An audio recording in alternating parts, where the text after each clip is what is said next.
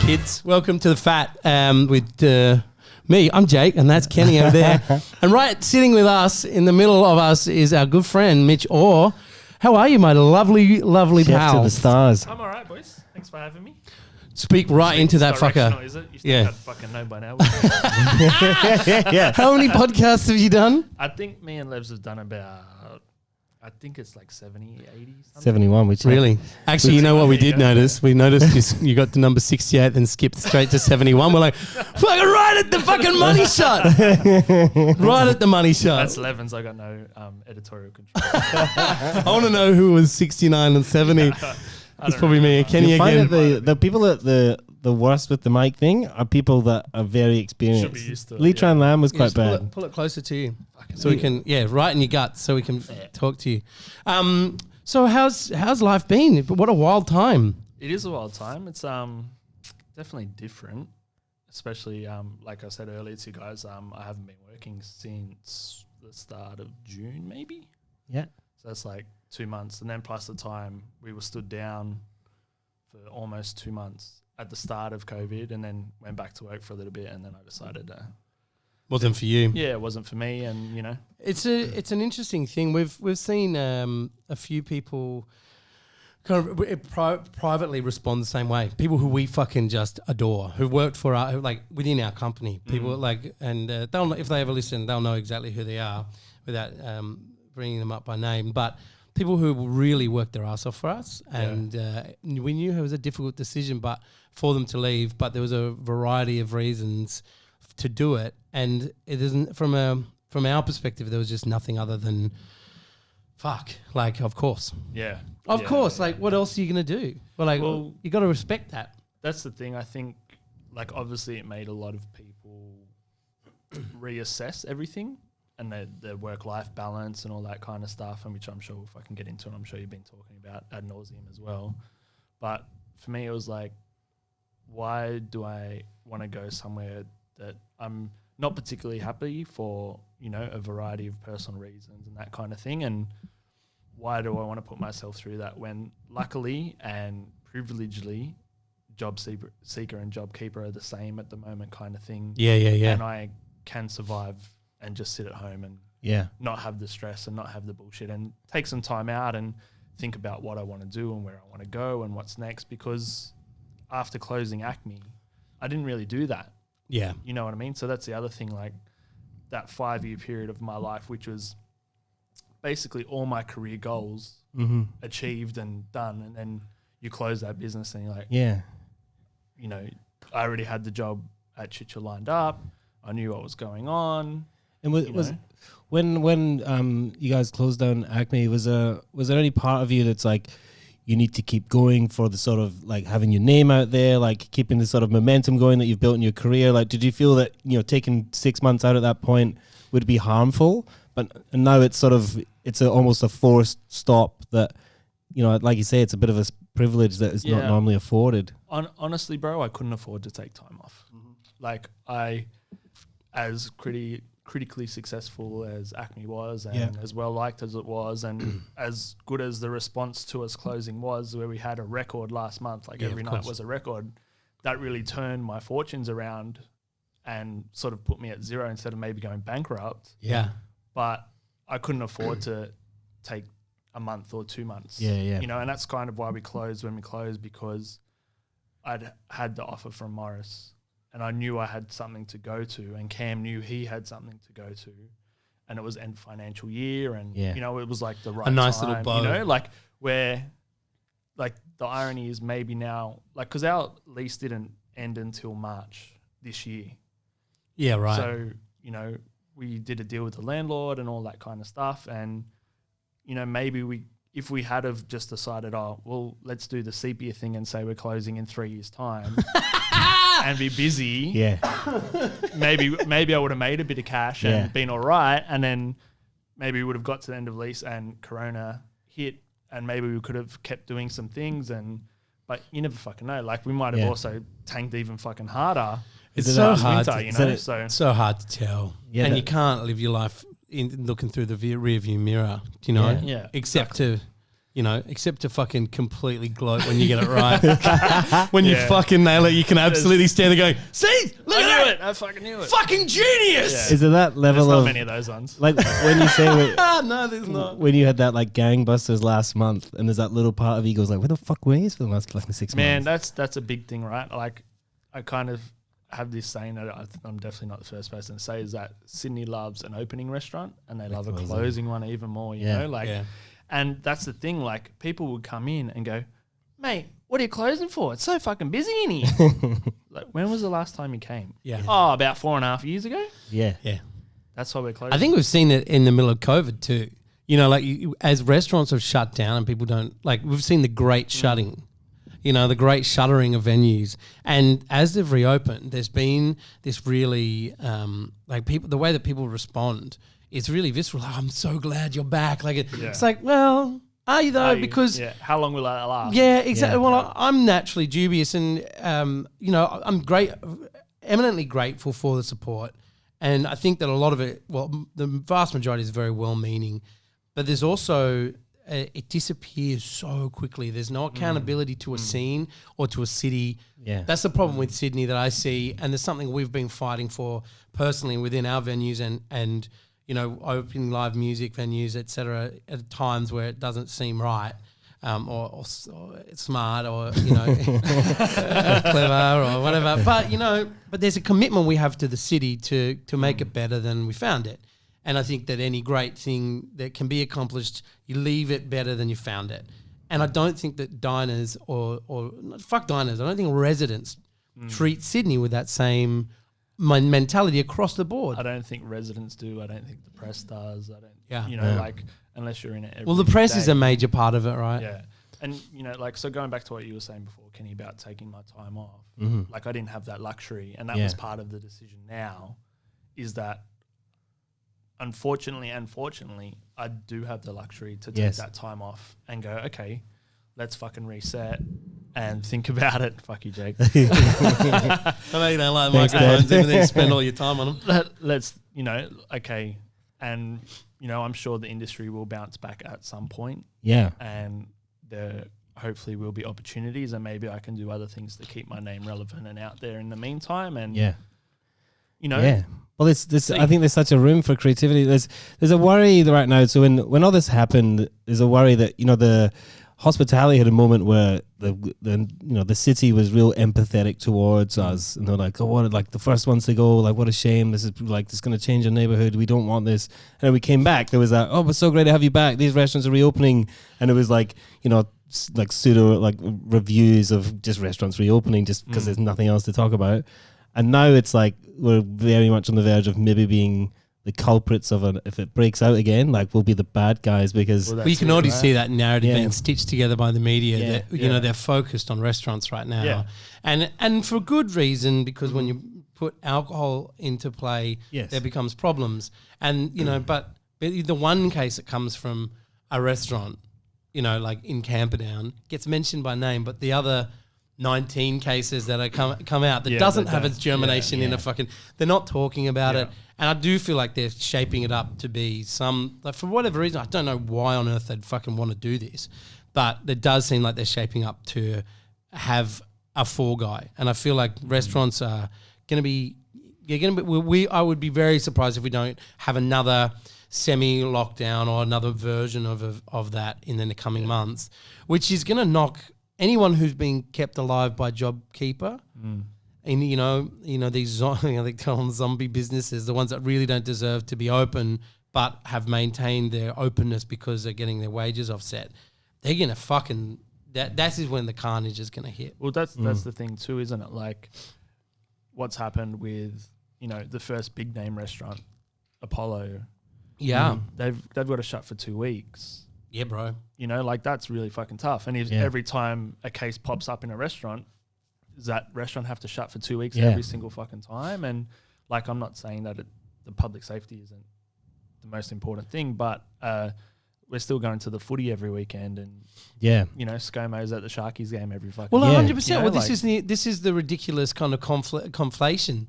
You know, the fact that clubs didn't get restricted, like pubs. So clubs, when they restricted the numbers to 300.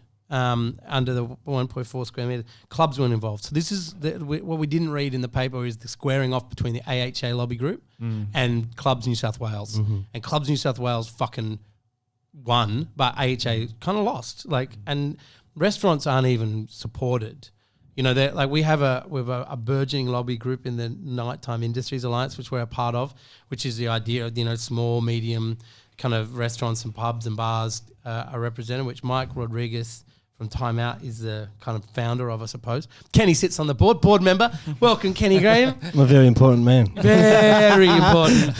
I had to go to an AGM and I was like, what do you do? I don't know. It's like, anyone say I was like, what? Aye, Captain. Get out of here. It is important though. The motion. It's really You've got important. to start somewhere. It's like, we had a chat with him a long time ago about being, you know, Jake made the point. It's like the AHA maybe started somewhere like this, you know, however many decades ago, but you've got to start somewhere. And that's about just having even just one seat at that massive table that if you scale it, if you define it by scale of business, but I like to think of it more as like the creative side of the high street, like the sort of independents and the ones that add the color and the sort of the personalities and the actual, you know, the creativity of the cities that we live in. Like, you know, we're big believers in, you know, that the fact that if you're eating at a restaurant, you could be sitting anywhere in the world. It's kind of fucking crap. Like, you know, you should have a little flavor of what that place is about, whether it's just the style of service or like the wine list or whatever. Which is the great irony when it came to Noma, who kind of, that was their big flank that they planted, and all they did was create fucking copycats all over the fucking world. Well done, Renee. You fucking piece of shit. I had to eat fucking ants and flowers for the last 8 years. Everyone's trying. No, there's no olive oil. It's not made in Australia. Yes, it is. You dumb fuck. Yeah, I don't know. How do you feel about where restaurants are right now? Are you fucking pissed off? Are you annoyed at you kind of shut out? Are you? I'm generally jaded.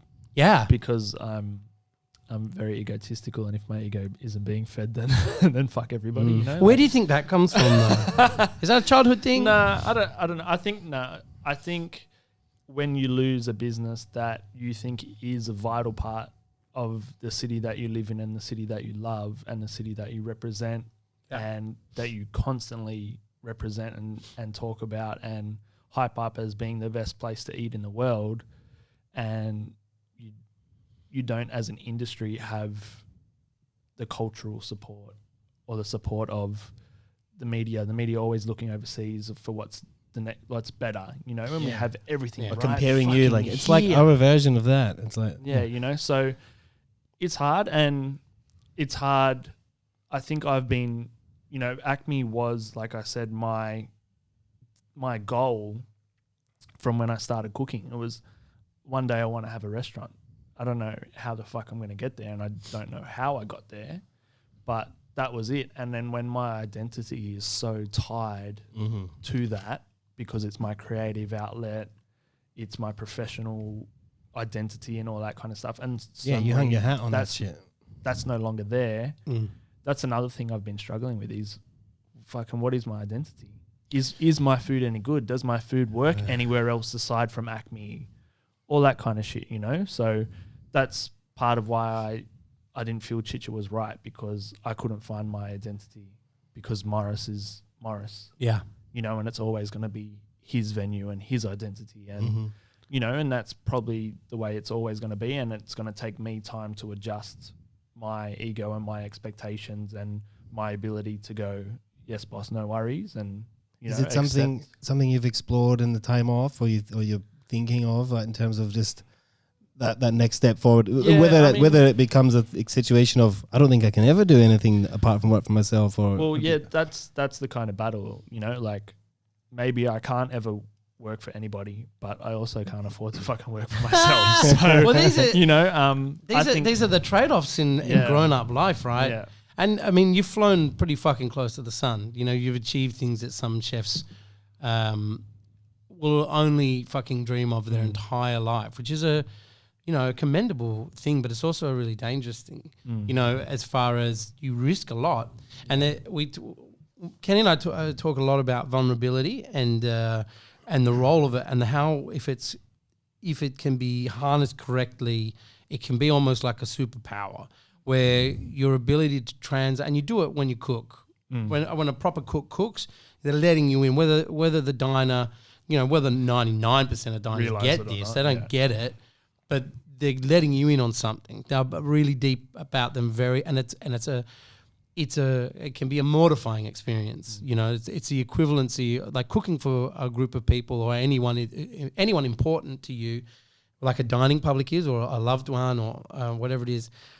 It's a completely personal experience, and the risk of being exposed is really, really high, and it comes at a great personal cost. Yeah. And that is something that I think is so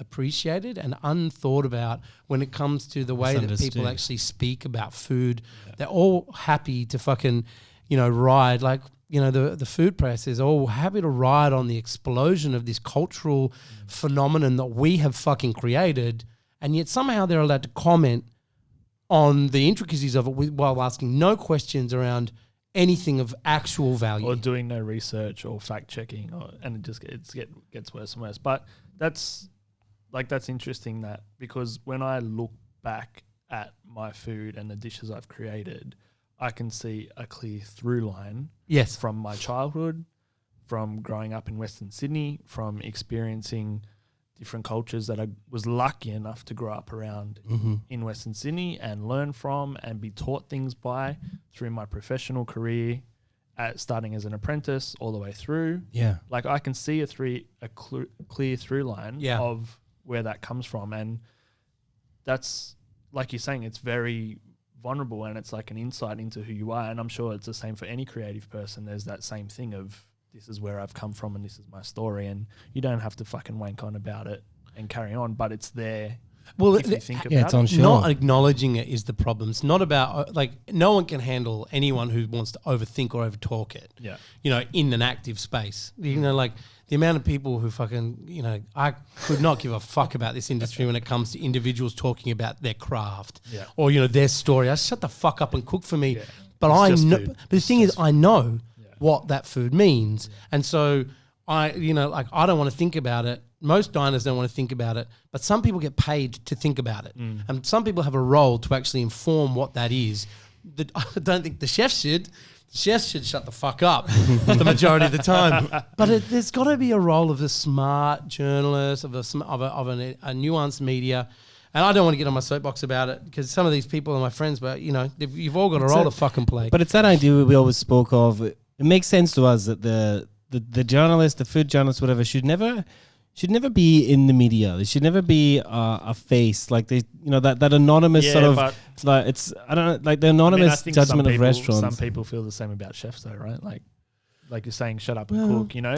I don't know. Like, but someone's, you want to know the person behind something that you love. And I suppose it's my point is, it's not about not giving them, shining a light on excellent work or excellent journalism.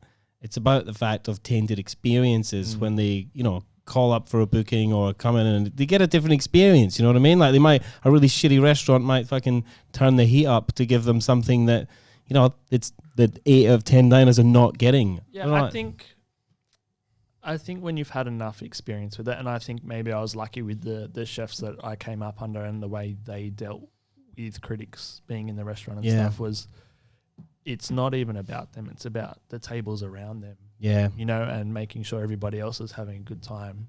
Which is hard to create when someone walks in a room and turn it on. It's got to be natural, and that should be your mission every fucking night of the week anyway. You know? So I remember. I think it's just the talent and the intellect and the understanding of the industry. Yeah. And it's a big problem because the whole fucking physical media industry is fucking crumbling.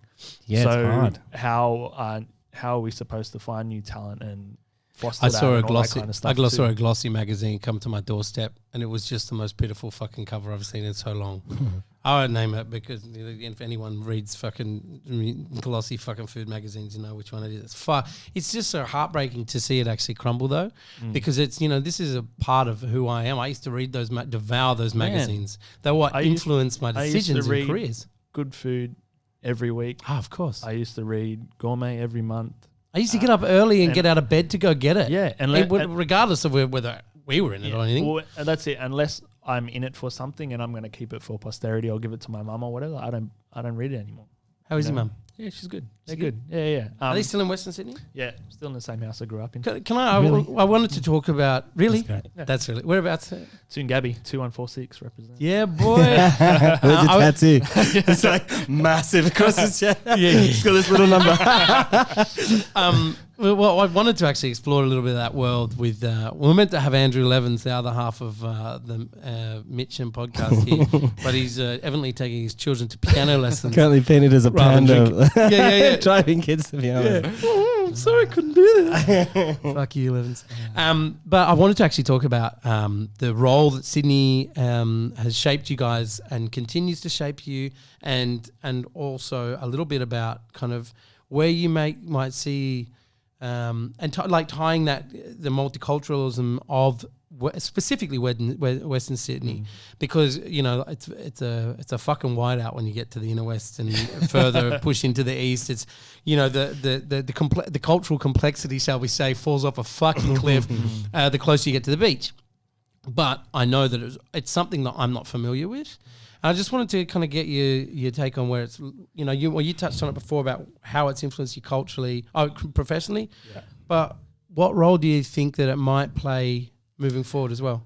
I mean, it's hard to say because I've lived in the East for the sort of latter half of my life, since I was 23, so I don't get out West as much as I should anymore. And Levs has sort of gone the other way, like spent a lot of time in the East and then moved back to the West to have his family. And when I eventually do accidentally get someone pregnant, I might do the same, but I'm not. Well, when they keep when they admit me. it, yeah, when they come and tell me about it.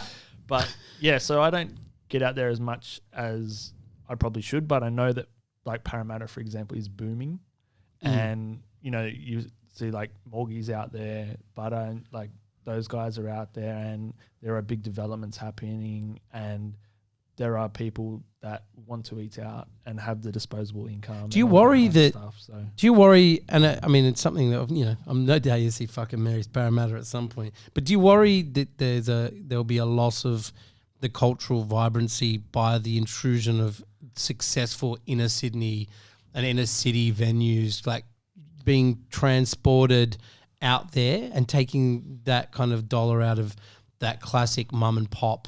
It's hard to venue? say because I don't know if people in that area or in their communities are going to stop going to their community restaurants that they always go to go to the big name. You know what I mean? Like they might once a month to have a night out or whatever, but every second night of the week, I think they're still going to support their local, and that's kind of the difference between Sydney. It's all about the new. Put it on Instagram, yada, yada, we yada. Said that. We said that from the start of COVID. We're like, what are the restaurants that are going to survive the best? And they're the ones that have community around them. Yeah. And a real community. And not 100%. just like a postcode community, but like even in the Mary sense, like Mary's people. Yeah. We will do okay through this because we actually have people. Yeah, we have a crowd. You've created loyalty and customer relations and all that shit. But then, when you take it to the suburbs, a lot of that is very... it's familial and it's postcode related. But it's also like it's time. It's some of these places have been nurturing their fucking suburbs 30, 40 fucking years and still supported in a way that we kind of do not see. And that we've got a lot to learn. I think it's a generational thing too. Your parents took you there, so you've been going to that restaurant your whole life, and now you take your kids there. Like places like that where. Your dad knows the chef just because they've been going to the restaurant for fucking. It sounds to me like fucking inner Sydney has a lot to fucking learn from the greater Sydney in terms of like supporting something. Yeah, probably like any major city. I mean, do you think that somewhere like Parramatta has got a real pride in watching itself sort of turn into that metropolis, and will that come back to bite them on the arse? I think the irony is that I think Parra's always been pretty shit to eat in. It's more the surrounding suburbs. Yeah. Harris Park, Granville. Yeah. Those kind of places, Auburn, Lakemba, Cabra.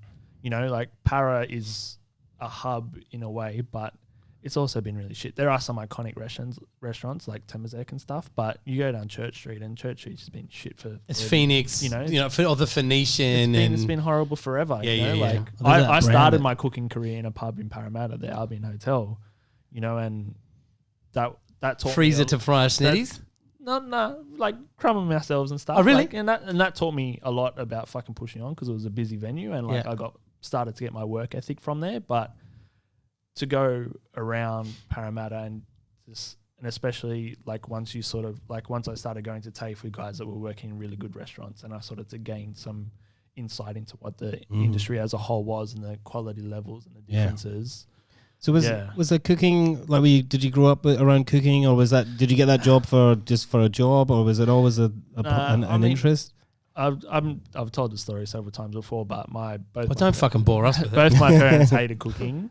My mum hates cooking, and we were very much a meat and 3 veg kind of thing, and which is ironically what I cook my children every fucking night. I do. Fucking, they get sausages, carrots, and broccoli every fucking night. Sometimes we don't even cook the veg. Exactly. Donos and tater tots. It was definitely frozen peas and corn, and but I still have a soft spots for that, But Jamie Oliver was starting on TV, afternoon TV, and just seeing that and having that interaction, and then being at school and doing food tech. And he was crap when we were talking about the other day how crap he was when he started compared to the polished sort of product stuff now. But even like Huey of an Arvo and shit that, like watching that and like seeing that, learning by fucking watching and. And did you hate him, or did you have somebody like that looked a lot like him?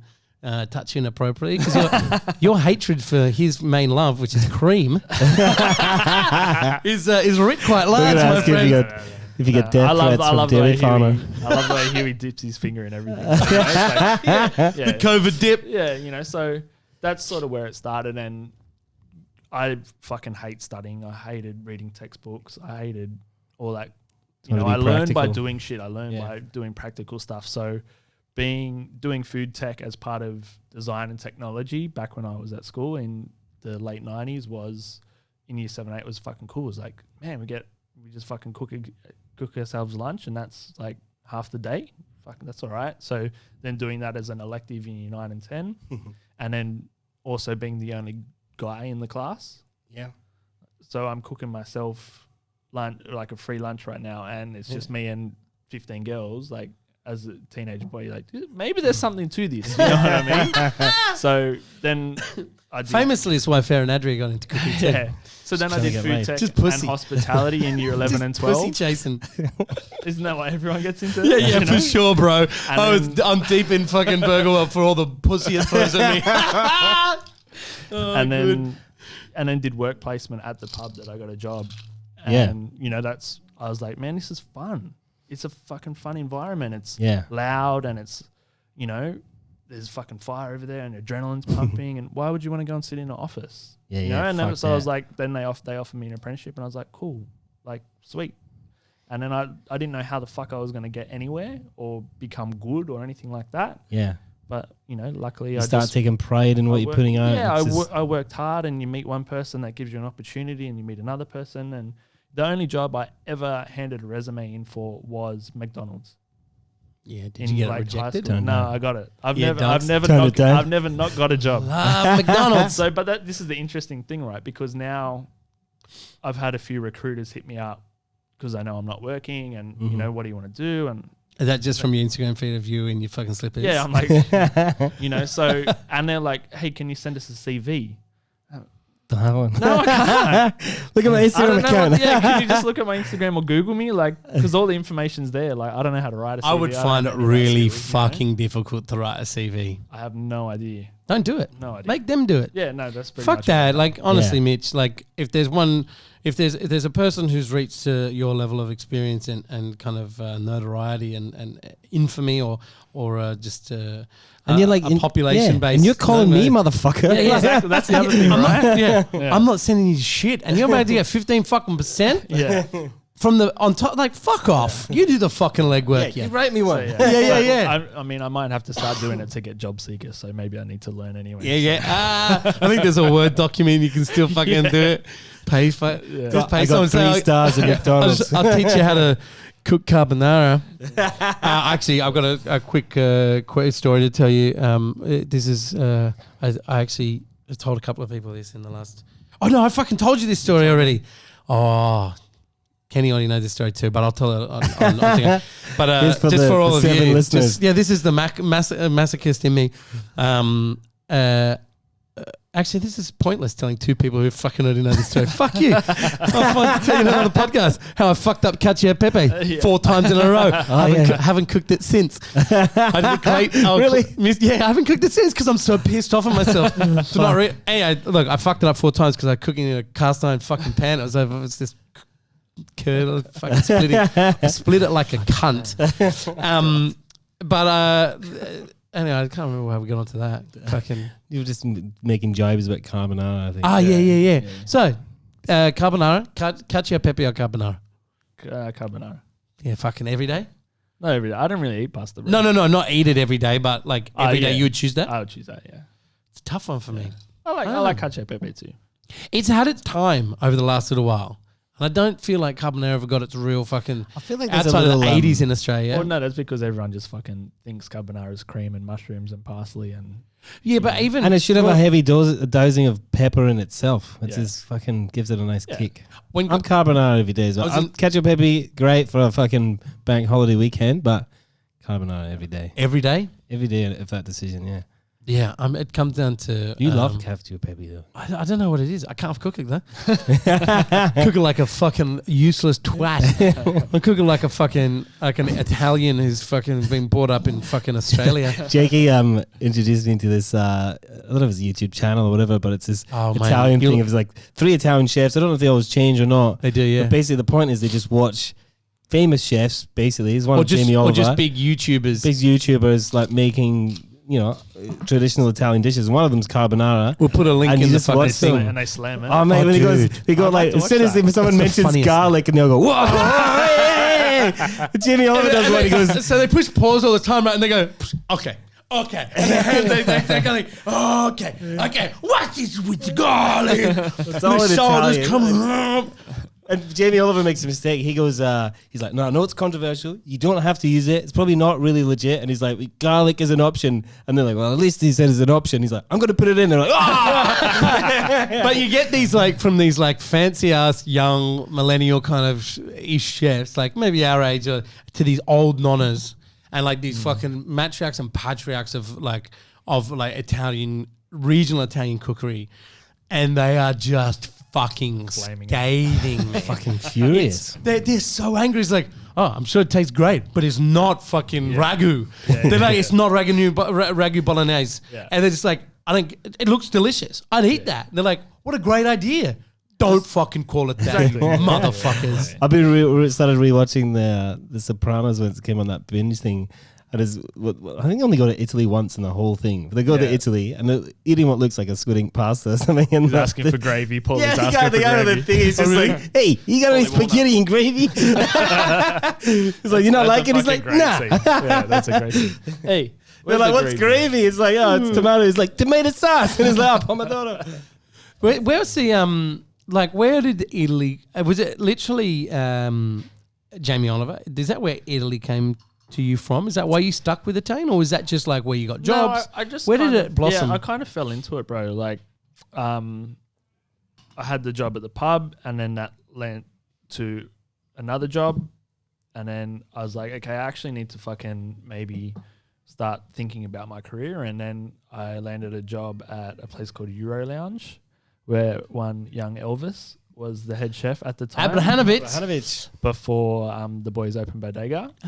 So what was he like as a boss? he was really good, man. Like He's was such a a really lovely big person. influence on me. Yeah. Yeah, really big influence. Never He's seen a good anyone push teacher. him. He disowns me now. Like doesn't really acknowledge me anymore. But Elvis. yeah, Abrahanovic. so We saw them just last couple of weeks. It's been a while between drinks for us as well. So and then from there I met someone else, and then he went and opened a restaurant with the guys that own Grappa. And then I got a job there, and then I met another guy there that then went and got a job with Danny Russo at Low Studio, Okay. which was in the Paramount Hotel back in the day across the road from Longrain. And Danny was like a really well-known Italian chef, Yeah. a member of Chira and connected to, you know, Amanda Pacocco and Lucio and all the OGs kind of thing. So that's sort of where I fell into it. And I guess I had a natural talent for it. And that's where I really started learning the foundations of making pasta, and making pasta the way that I do was from there. And then from there, the restaurant manager got another job at a two-hat restaurant called Pello back in the day. Oh, yeah, I I worked got at a Pello. job there, and then Giovanni Pilu sort of poached me from there to go and work at Pilu, and I just sort of fell into it. And so that's the way my mind learned to work about food.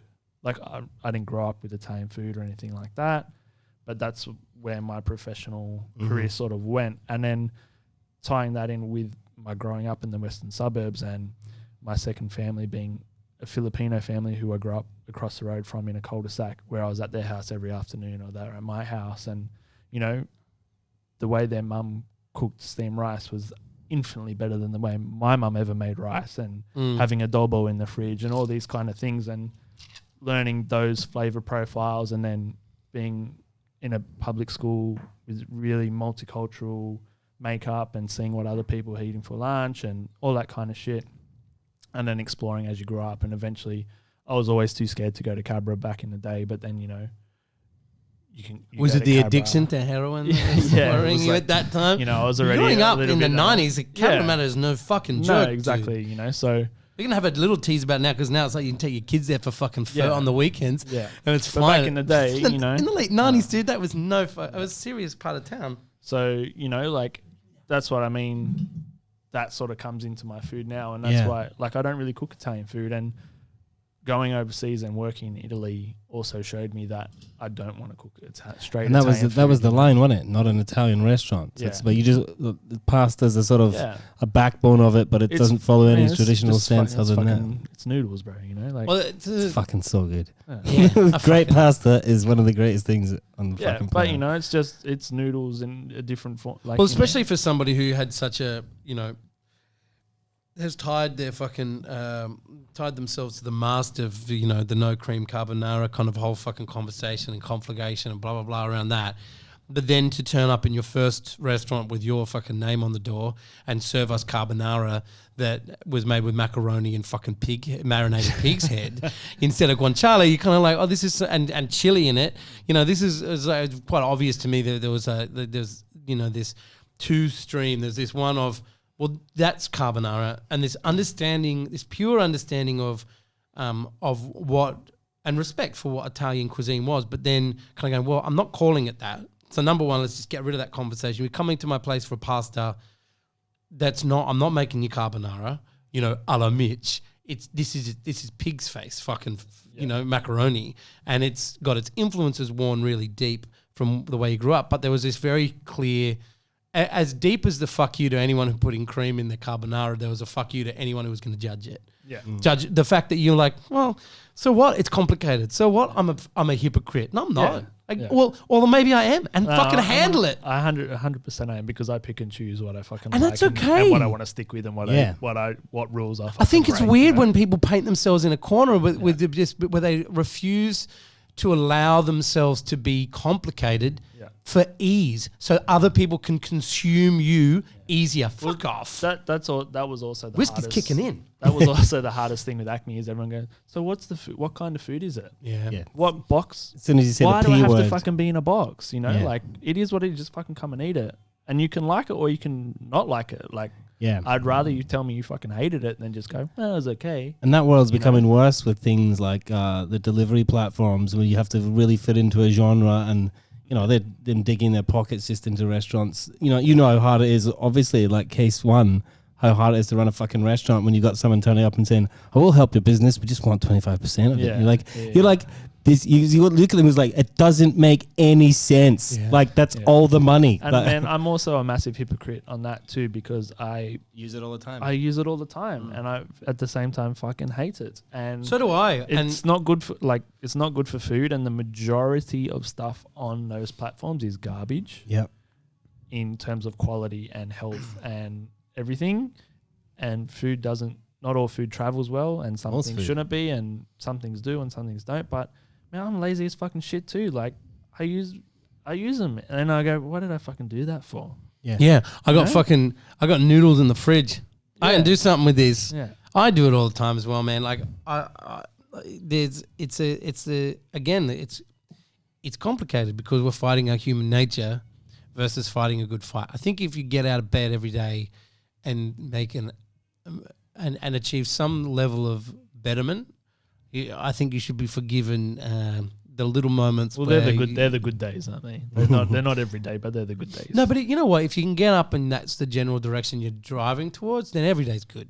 You know, if you're waking up and your path is set on a course towards a betterment of a conversation and an idea, kind of enriching a conversation and trying to make it better, even though you might actually end up fucking it. You know, I think the intention goes a long way. Is my point. Yeah. You know, Well, there's a lot of people. We're not the first industry, and we won't be the last. Like imagine, like the music industry when Napster hits, or and into iTunes and all the rest you got of to it. keep reinventing yourself. Yeah, and it will never. That experience will never be a great fucking restaurant experience. Yeah. It's like it's still magical. It's still like the thing that you. And we're lucky in Sydney in terms of we've lost it all now, but that sort of tourism trade. But it's always one of the most talked about things if you go to any country of an experience. It's generally food related. Yeah.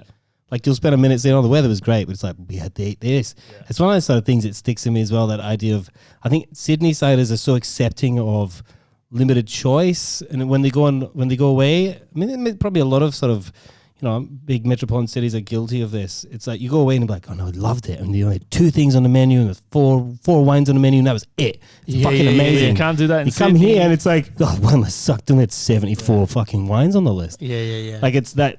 Like one of our favorite restaurants experience was in San Sebastian, where we had the Chulaton steak and all this place. I can't remember, you might remember what it was called. Bar Nestor. Bar Nestor. And all they do And is the the chuleta. steak and and a tomato Tomato salad, salad. which is just and olive oil and salt. and pimientos de padron. Yeah. Great. And that was it. And we by the time from turning up the restaurant to eating was about 2.5 hours. And we fucking had the best night. Like, 'cause we could sit out in the street, we're just drinking vermouth and just like got in there. It was Stevie, Jakey's brother, came with us. But I don't know. People love that shit. But it's like we're so held accountable for giving everyone everything here. Yeah, it is. It is always different when you're on holidays because you're in a more relaxed frame of mind and this and that. But we are really accounted for having to please all of the people all of the time. Yeah. And in some ways, I think we're to blame, in a way, For pandering. because we pander and because the industry the margins are so thin, the competition is so high, we're so oversaturated. Yeah, I blame the competition, to be fair. We're so oversaturated, all this kind of stuff. So we're constantly going, whatever you want, we'll fucking give you. So Yeah. we See, get your business. Yes, it's not on the menu. I'll cook that for you. And we create. I'm going to run down to Coles and pick you up a Yeah. little fucking We create Scotch these filet. We've created customers, and I think generations before us are maybe more to blame than we are. And I'm sure at one point they were like, "No, fuck you. This is the way we do it." And then that doesn't become sustainable. So you have to change and say, "Yeah, whatever you want." But we've created this thing of the customer is always right, but Yeah. we will do whatever you want. And even if we cook something the way we cook it, and you complain about it, we'll take it off. We're really sorry. We'll take it off the bill. Yeah, but it never happens in any It's perfect. any form of life. You know, You'd imagine you buy a fucking T-shirt one size too small and you're like, no, I guarantee it fits me. And you take it home and it doesn't fit you because you're a fat fuck. And then you go in there and you get cranky. Like, fuck off. So you go to your mechanic and, he says, this is what this is what you need. And then you go, oh, no, I didn't really like it. There's Yeah, no I don't want to do that. And then your comparison car fucking blows in- up. Yeah, there's the- no the- comparison in any other Yeah. industry to what And the something hospitality industry puts up with. it's been like magnified recently is the sort of not turning up for bookings. And if you buy a ticket to a gig or a football match or whatever, you ain't just like, Yeah. I'm not going to pay till I turn up. Is that all right? Yeah. Nah. Well, No, I think not at all. that I read an article this morning on the in the New York Times from the writer Besha Rodell, who writes about food in Australia for the New York Times. The one that Victor took part in? Yeah. Yeah, right. And It's great. It's a great article, as always. Really well written. She's one of she's really considerate and well written. She writes well, but I'm not sure how much I agree with what she was saying, or the questions that she was. I don't know if she was saying anything. To be fair, she said she had a fucking incredible meal, but that things had changed. She was noticing things, and I'm not sure what I feel about what she was noticing. But basically, the main premise of the argument was, is mid-market dining going to die? And she was saying that, Victor in times gone by was pandering. Now it's $160 fucking dollars a head. It's a set menu and it's fucking luxe, and he's gone for the high end. And then you got Attica fucking making bread and cakes, and Sixpenny doing banana bread and, and killing it. Sixpenny's now gone back to their classic kind of set. But we saw Dan last week and he's like, well, considering a move into that place, at the same time, I don't know what Attica's doing now, whether they've gone back to scrambling AIME eggs or if they're fucking still delivering lasagna around town. But they're doing staff meals now. Their staff are cooking for delivery now. The staff create a new meal each week, so the menu changes weekly. The staff are creating it, yeah. So this week it's lasagna. Because they're in lockdown still, so. Oh, right, of course. Yeah, they've gone back. So, I mean, the question for me is what rises out of the ashes of it. And I agree. Like, I think that one of the major reasons that we experienced a pandering is that there was an over opportunity. There was too much opportunity for young, inexperienced, and poorly thought out ideas to actually enter the marketplace. They're backed in by left, right, and centre. These fucking food courts popping up all over the place. They have no fucking right. You should fight your way to the top, scrap your way into a fucking into a fucking corner venue, and try to make your fucking beans from there. Not, I used to be the head chef from here, and someone's going to buy me a spot at fucking Miranda Fair. Then Miranda Fair's new thing, or the Barangaroo or whatever. And I think that was. And then when those venues suffer, they start undercutting the people who have really built something. Yeah. But the dining public, who, to be fair, 90% of them don't fucking know what they're talking about when it comes to quality or experience, or why something costs more, or why something is more intricate. They just see the cost point and they don't appreciate the intricacies. And all of a sudden we have this fucking problem on our hand where people who actually deeply care about the industry are getting pushed to the margins by an economic structure that doesn't fucking work for the diner in the long term, or for because it crushes out the people who are really going to progress it. And I think that's this is the hard thing, right? Because Melbourne used to be the creative hub of food. Right? Yeah. And the last 5-10 years, when my sort of generation of chefs all sort of started to open their own venues and make their own mark, Sydney became this fucking creative boom. Just toys. There was a real movement there. Yeah, and even after that, and all these people getting their own restaurants and showing their talents and skills, and so diverse and so creative, and the industry just went boom and pushed forward, right? And then now the industry is the hottest thing, so bigger powers come in, and the Mervacs start getting involved in hospitality and that kind of stuff, and that really and junior sous chef fucking X gets a fucking head chef role. Yeah. It's so complicated, but what's also happened because of all of that is everyone's regressing. Creativity is regressing, and everyone's regressing to comfort food and what's easy for the customer to understand and what the customer doesn't have to think about. Because if you are a creative place pushing the boundaries, even on the small scale of doing that ACME was, it's really hard because it's unfamiliar. Yeah, and people don't want that. So that's the thing that I'm really interested to see out of all this is the fact that we've all gone to that, but now everyone's been stuck in their house for months, cooking their own food and doing their own home stuff. Are they going to come out and continue to eat home style comfort food, or are they going to want to come out and have a fucking experience and experience some talent and creativity? Just be fed up then. And will dishes. That creativity now be financially viable again? Because for a long time, creativity was here and financial viability was here. In a normal, and they're never going to fucking match. No. In a normal world, I'd say that it's always going to be the creativity that's going to win. But right now, we've got this parallel conversation going, which is a fucking depression. And economically, people won't have the fucking choice. I hope that it'll be the people who manage to pivot well enough into some position of strength. You know, it's really heartening for me to see Victor make those decisions, but ultimately I question it. You know, not because of his talent, but because I'm like, fuck, you're choosing a pathway here, which is going to be difficult, but also dropping his prices in half and doing fucking, you know, slurpy burpy bowls of noodles, you know, to people where he is also going to be very fucking difficult path. Will it feed through like to the, because, you know, fine dining becomes very... Love you, Victor, by the way. Yeah. Yeah, but fine dining becomes very expensive. You know, obviously the talent and there's the labor component goes into it, but the ingredients got so inflated. And, you know, one of the examples Jake and I were familiar with is we both worked for Elvis and Ben's sort of group was when they put the entraña on, like the inside skirt steak, which is one of the greatest steaks you probably ever have. But it's, you know, they were getting it because it was cheap, and then, you know, like it becomes famous, and then they now it's pipe expensive. Now it's like fucking $60 or $70 a kilo or something.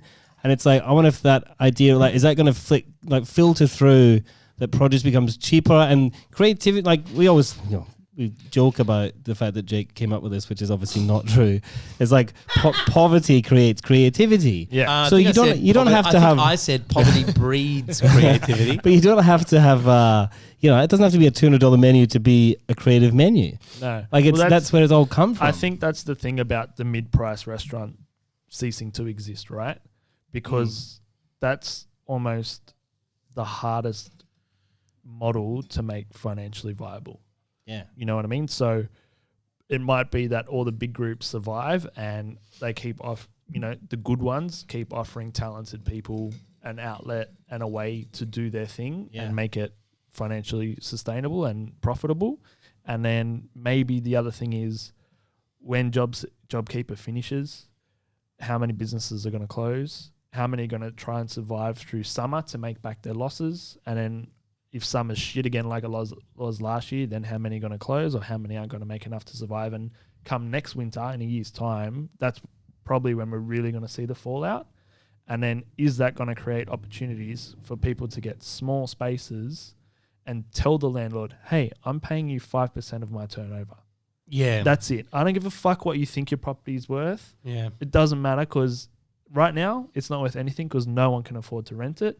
So, you know, are there going to be those opportunities where you can get a small little space and be sustainable and the be matrix creative? just changes.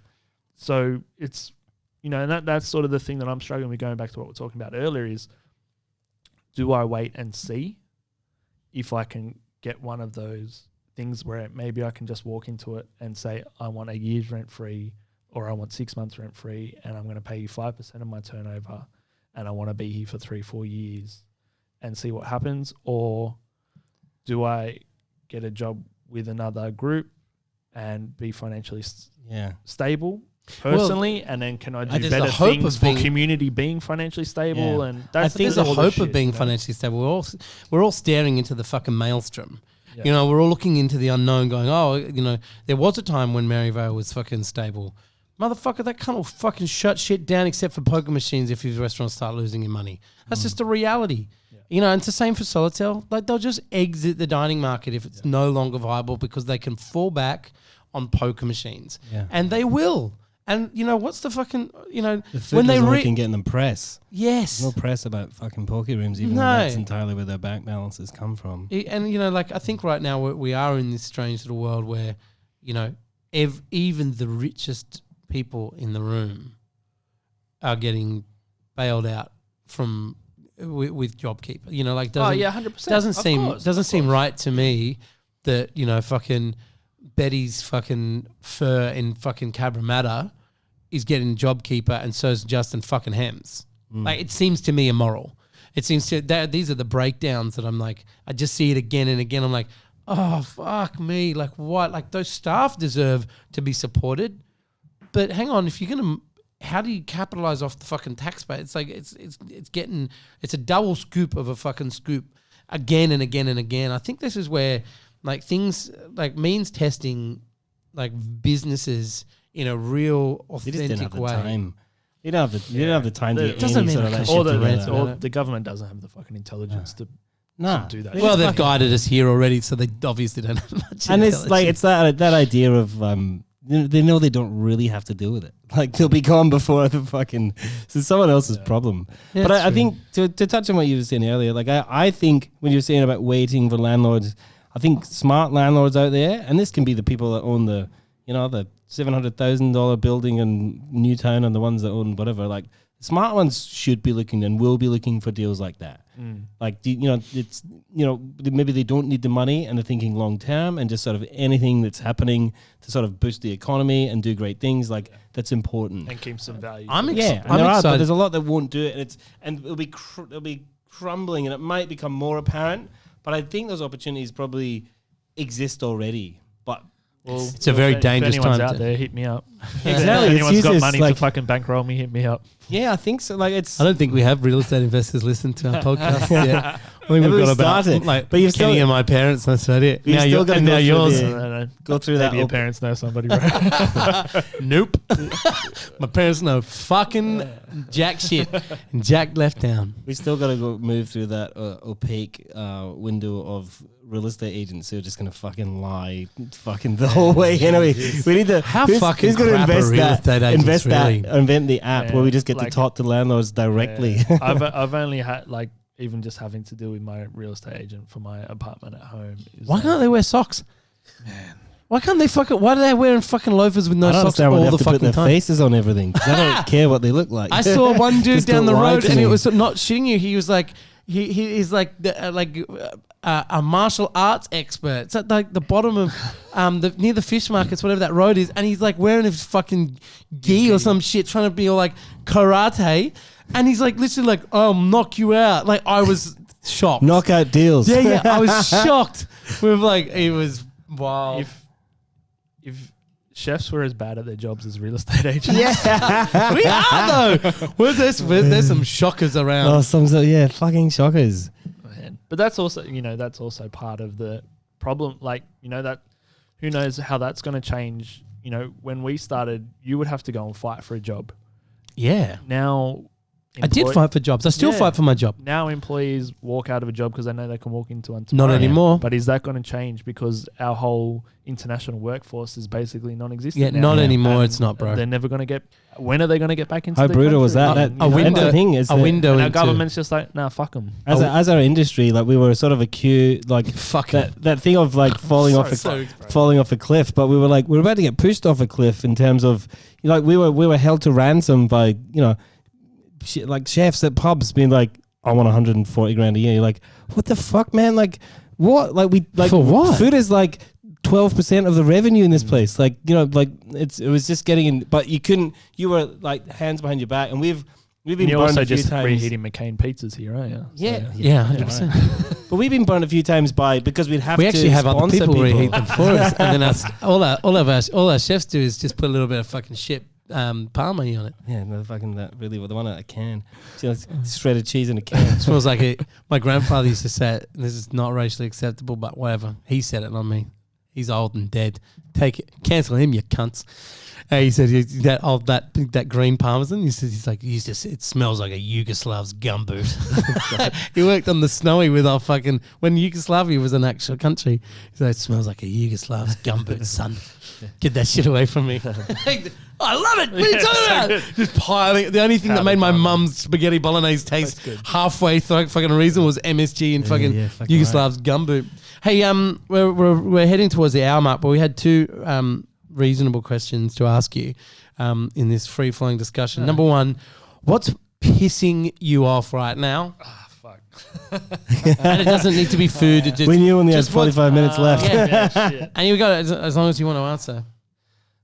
Actually, I think it's my own inability to fucking get off my ass and I motivate love myself. You know what I mean? Like I love that answer. you go, I'm sure, everyone's been going through their own shit and goes through their own shit, but it's my natural inclination to be as lazy as possible if I have the opportunity to be. Yeah. Do you know that's actually genetic, and it Yeah. comes from evolutionary biology. We are forced when we eat calories, we get lazy. Yeah. It's actually laziness is an innate thing within us. Yeah. So, I need deadlines or structure, and not having that structure in my life is like really difficult for me to deal with. And it pisses me off because then I sit there, feel like shit. And then, I go, you know why you're feeling like shit? Because you're fucking not doing anything. So go and do something. And then you're like, oh, but it's just easy to just keep sitting here, you know? So Or just wait for the perfect thing. yeah, you know, so I'm like I said, I'm bored of being bored, and I've got to that point where I'm now like sick of myself and sick of being a lazy cunt. So I mean, we're an hour in and we're pretty close. I'm gonna so I'm gonna start making some product to sell. Good. And you know, saying it now, maybe I hold myself accountable as well and There's- actually do it. Come You down know, to the the- Cherry Moon General Store and we'll stock it down there. You were sitting down there like, fuck. There's a, you know, just to touch on that, like that laziness, I think it's actually an important thing to note. Like it's so human, it goes beyond anything that we can actually know. And there's no coincidence when people, when I finally got motivated, things happened. It's not actually anything to do with like the law of, you know, positivity or any of that shit. It's actually just doing things creates things. But energy creates energy. yeah, we're literally programmed to not do things unless we feel that threat of annihilation. And the moment that if you were out there in the field right now and needed to get, you know, some sort of shelter because a storm's coming, let me tell you, you wouldn't be sitting around on your fucking phone, you know, watching reruns of Seinfeld. You'd be fucking looking for shelter, and it comes in line with this fear of annihilation, and you know, which is, you know, it's a powerful thing, but it's when it's not a part of your day to day, it's very difficult to actually, if you've got a roof over your head, if you've got enough food that you can stomach that's in your fridge, or the ability to have some sort of social connection to get you through, it does become very difficult. And it sounds like I'm being an apologist for laziness, but it's very difficult. Anyone who's going to have a reasonable conversation with small themselves. potatoes as well, like in the grand scheme of it. But and small potatoes are not. People who sit there, oh, you should just fucking, you know, shape up, and you know what? Everyone's been through these periods, and they're because the threat isn't quite there. The threat of losing everything isn't quite there. The moment you lose that, I've had that feeling. and you know that it's different, right? The motivation goes through the roof. So when JobKeeper was extended, you were like, oh, Fuck yeah! yeah. Fuck! No, yeah, I was like, I'm pissed off, I was like, but happy. I got a call the other day from a random number, and they're like, "Oh, hi, this is about your job seeker job plan." I was like, "What do you mean? I thought job seeker was you don't have to get a job now because like." And they're like, "No, you have to start looking for work now." I was like, "Man, that's more fucking work than going and getting a job." yeah. You get a job real fast. Yeah, My knives are still sharp, So motherfucker. I'm going to send you each a different job application. Yeah. Reject it. So I'm happy to lose the first jobs I've ever applied for. That'll be such a strain for us to reject that. The last question we wanted to ask, as far as formal questions, we're trying to come up. These questions you ask everybody? Is this like No, you're the first one, but we're going to start doing these. Yeah. So these last two are the. you ask everybody? We will from now. We're working a shit out. When we started all this stuff, and I remember saying to Jake, Just us getting hammered with people. Well, I was like, maybe we should have sort of. I was like, whether we stick to or not, have some sort of like form of questions, whatever. And Jake's like, oh yeah, no. Maybe we're just free flowing. And then And it's like, it's been great. It's nice to have the same two to ask everybody. At the end, towards a thing, or you know, if they're fucking completely cold fish, maybe we can just throw them in right at the start. hint, if anyone's going to be an avid listener of this podcast, we're leading with these things. All of our guests have been really great. I can't wait to have a really awkwardly shit one. That'll be the highest viewed one. I think it comes down a lot to us. We're very loving people, lovable people. If not, Jake just talks for the whole hour. Yeah, I haven't got a word in edgewise. So why do you even have guests? We don't know. Honestly, we don't know. I'm actually questioning the whole idea of having Kenny. This time last week, I could just sit here all day, you fucks. This time We had a last bottle of week, it whiskey. ended up with Jake just shouting. What were we talking about? Like self-indulgent side projects. He's like, "That's all it is. This is all it is. It's all about me. This is all about me." And we're like, "No shit." There's nothing like a half bottle of That's Jack how Daniels everything to starts, pull the doesn't it? truth out of somebody. Jake was also infamously not drinking today. Classic. Yeah, and we won't tell Ali, my wife, what date this was filmed on. Could be any time. Yeah. And I'll definitely be at home on time. Change the date. The date today is beep. So, the last question is, and it's not overly serious, so make of what you will, but what is it about your industry, our industry, that's happening now that in 10 years' time you feel you'll be the most enraged or disappointed that they were still happening? And it doesn't need to be something that's happening in your life, just something that you see. I think it might be that I think a big part of what's happened with COVID is it's made everyone, all different kinds of industries, look at how they do things. And, there's so many big businesses and different industries going, you know what, just work from home for the rest of the year and we'll reevaluate it later. Or, you know what, just come in for 2 days a week and then you can work from home. And everyone's going, you know what, the way we did things doesn't have to be the way we keep doing things. And I really don't think that hospitality is looking at it in that way. Not in terms of the product they offer and the way what they sell, because everyone's been really creative and jumped to going, fuck, we have to pivot to do something to survive. But I don't think we're really looking at is Breaking what it we all do apart. sustainable. Yeah. Because I know, like, having that time off, I was like, fuck, I needed this time off. And I know so many other people that did. And it's hard to think about going back to working a 50, 60 hour week going, man, no wonder I'm so fucking tired all the time. Especially on the back of 15 years of it. Yeah. Where the exactly. 60 was 70. Almost 20 years of it, you know? So, yeah, where the 60 was 70 or 80 and, and I understand the financial implications, but that's also really changed, and what you can get away with now and what you should be doing is really different to what it was when we were coming up, and we all accept that and we're all on board with that, and we want people to have work-life balance and live have a good wage to live on but not have to fucking slave for it and all that kind of stuff. So, and it's going to take people a lot smarter than me to work out how we fucking do it, but are we looking at the way our businesses operate and the way our industry operates enough that it continues to be sustainable on a human level? And I've talked to some people and it's still like the expectation is X amount of hours, just like it was before. And on some terms I get that, but I also wonder why we're not looking at it and going, how do we change that, So the dream would be like having a restaurant that's only open 3 or 4 nights a week. Yeah, I mean, pack it out, fucking. We went to LP's. What a fucking amazing story that doing is. lunch, yeah. He does lunch Saturday, Sunday, and he's found a route to market that's a little bit different. And he works 2 days a week as far as the restaurant's concerned. I know he works a lot more than that. It's still creative and it's still influencing the dining scene. Yeah. Yeah, but like Which is what you from seem your to be- staff, from your dishwasher to your managers, how do we get everyone on this ideal 35-hour, 38-hour work week that what's society interesting seems about to think is normal and maybe should be normal? I don't know.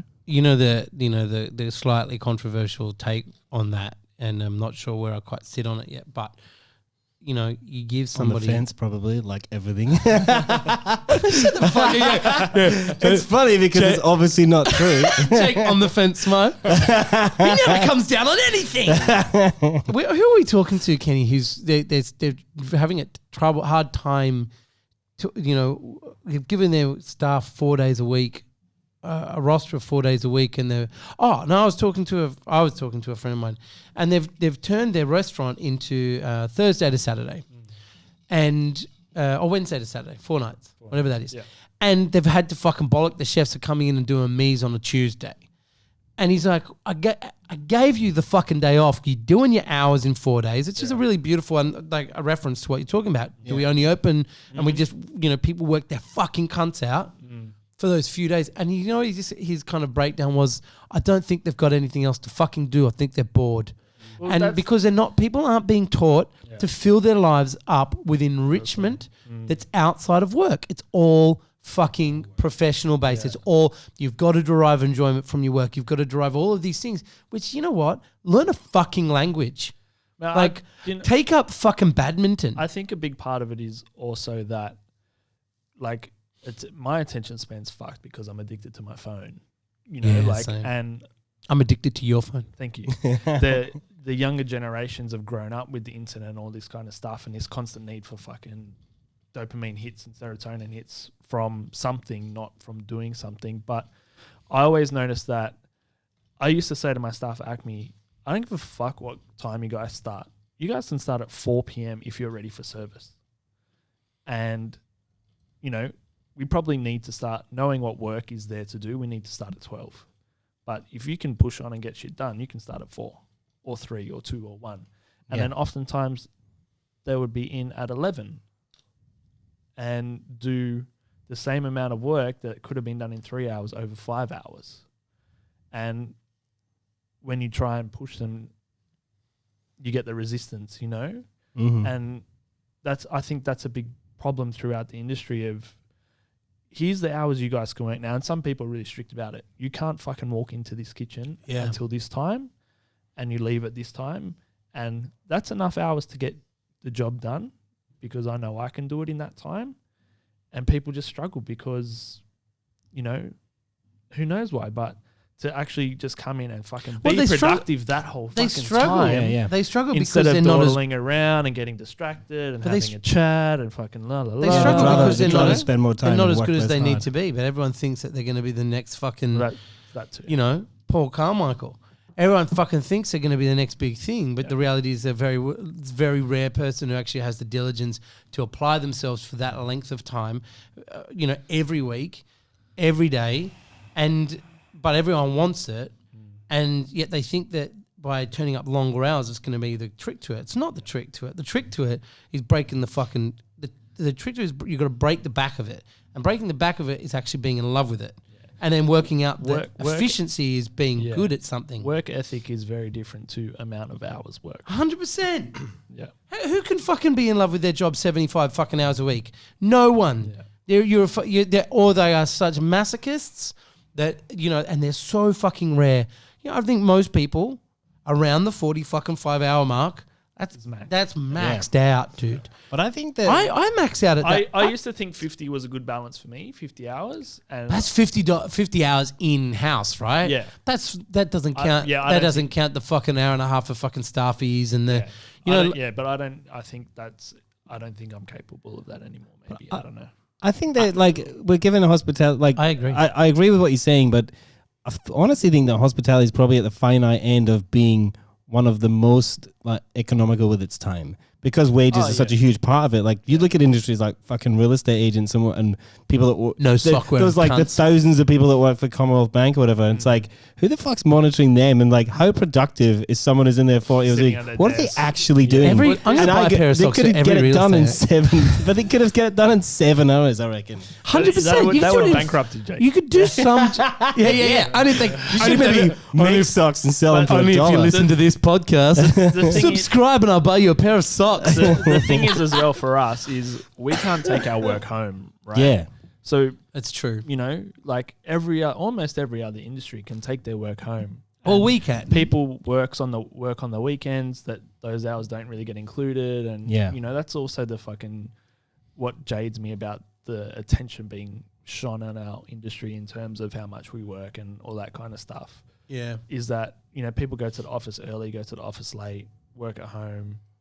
But that's not that's overlooked. On their phones, on the fucking tube or the bus, whatever. But if you're in a kitchen or on the, you know, like it's different because you're still in your workplace. Yeah, for sure. Yeah, I mean, it's double standards. You know what I mean? Yeah. Well, it's a complication that hasn't been quite swallowed yet, and I think that one of the major reasons that let's be honest, one of the major reasons that's been called out is because there was just such flagrant violations of 100%. You know, like, you know, anyone earning over fucking 55 grand a year in any industry, fucking, as far as I'm concerned, like, dude, you should just go to work and like shut the fuck up and work. But the problem was the kids getting paid 38 grand a year to work 60 fucking hours. Yeah. I mean, that's not like a buzz around the edges. It's a flagrant violation. That was fucking, my first restaurant manager's job was for this big restaurant group in the UK. So we're just rolling up now.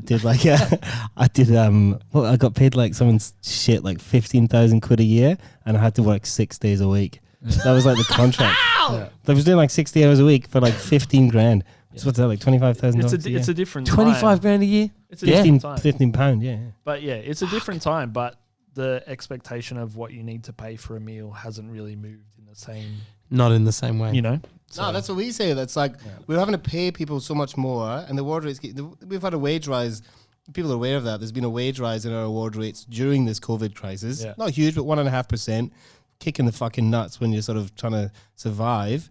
but it's like no one's willing when to it's pay offsetting it. $9 for a schooner of Reshes. Yeah, You know what I mean? Like it's still $8, so you're fucking, it's blasphemy. Your margins get fucking tighter and tighter. And Yeah, tighter. they're putting the prices up. Keg of Reshes costs more than a fucking keg of Young Henrys. You know what I mean? Like, but there's a socially acceptable price for things, and we have to stick to that. I think that this whole COVID thing is the first time that anyone's had to acknowledge hospitality as not a sector of tourism, but as its own sector. Yeah. And I think they've acknowledged that with the extension of JobKeeper through to the end of March, is the fact that there's certain communities that it's not tourism and hospitality. It's tourism, hospitality, arts, sports are going to be they're going to be the ones that are supported through this next period. And I think this is the first time ever everyone, no politician ever thought about hospitality as being a backbone to the driving. We talk Even about though economy. it's the second biggest employer in the fucking country. 100%. It pushes dollars around. Yeah. You think about people like big employers like banks or mining companies, driving profits and blah, blah, blah, and employing huge amounts of people. Fuck off. You're not even close. And number one, where do the bankers spend their fucking money? And where do the miners come? They drink. Never at Mary's yet. Yeah. We've always ever spent $3,000 on a meal at Mary's. We had 3 of them once. We rinsed the fuckers. Hey, we're going to wrap it up. Unless you got anything else you want to fucking say. I mean, you can fucking keep going on about it and round in circles forever, can't you? Yeah, exactly. Oh wait, yeah, let's fucking go. I'll just go and get another bottle of whiskey. We can fucking dive on in. We should hold number 2 until fucking Andrew Levins gets his shit together and answers his emails, though. Not on a Thursday. Maybe we need to set up a piano in the corner for Archie. Yeah. Yeah, fine. You can do some intro music for you. Yeah, finally get something fucking worthwhile on the podcast. And so the best part was like 0 to 0.13. Mitch Orr, what a fucking great pleasure. Thank you. Nice to Love see you. you, boys. It's been a while. Yeah, It's been too long. It's always too long. It's all, isn't it right? It's always I think we drink too much to be. We drink too much to be in your company for too long. We asked him if he wanted a whiskey. I He think- looked at me like I'd fucking tried to fuck his mother. I don't think I drink enough to be in your company. So I think I If you had to give don't a get invited to shit because everyone knows I'm not going to drink. But I know you drink sometimes. I have a glass of wine every now and then, yeah. Where? Yeah, should we? Well, why not? Go on. Why? What's would you just Go not on. like What it? there was a the carbonara cacio pepe question, and then tea and wine. I knew the answer, but I thought that you cunts would fucking at least argue about it. But Levins isn't here. But why? You're in an industry full of fucking boozers. Yeah, I just never really did from underage drinking and shit like that where you started. Just never really interested me. I used to see people, your friends passed out and throwing up, and I was like, "What?" So is it a control thing though? Yeah, it is a little bit too. It is a little bit too, definitely. Like, I don't like not being in control. I drink to forget who I am. Yeah, no, I'm like I'm Lack lucky, of responsibility. but I'm also lucky that I don't need to drink to have a good time, and and I'm also happy to go home at midnight and not. Be How do you out feel till about other fucking people 7 having to a.m. and drink shit. around you to have a good time? It's fine. It's fine. I'm used to it, but it's also like the thing now of I've been doing it for so long that if I do decide to have a glass or 2 of wine, it's a celebration for everybody. Or if I do decide to stay out past what time everyone assumes I'm going to go home to bed. Yeah. Do you actually go to bed? Yeah. What do you I do? don't go to sleep, bro. Fucking A. You do? Yeah, How many hours a night do you get? At least I sleep 8, and I'm between still what fucking hours? tired every Jealous. fucking morning. Between what hours? I'm usually asleep by 12. Like I usually go to bed at midnight, And you're up around and then I'll usually 8:30, but I 9 might o'clock. not get out of bed till fucking. I feel like this 11 o'clock. when with people that don't Depends. people that don't drink though, and if you're around that situation, I'd probably say that you've even noticed it now, like with us having a couple of whiskeys, is there's a relaxment within the person anyway.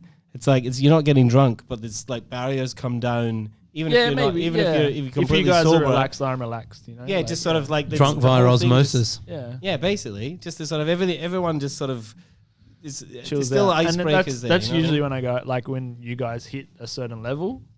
I'm like, okay, that's time for me to go. You should watch the one we did with Cindy Sin, because about 15 minutes after that, he couldn't talk. Dude, I was kicking the walls. The thing is, I listened to that podcast today. I was paranoid that we were that fucking hammered. We were all fine, including him. Yeah. And 15 minutes later, we came back into this room and he could not speak. I've got audio I recorded him trying to talk. Yeah. I'll share it with you. Yeah. The big red button, motherfucker. All right. Mitch. Thanks, Mitch. Thanks, boys. Thank you so much. See you later. All the best. Love ya. Yeah.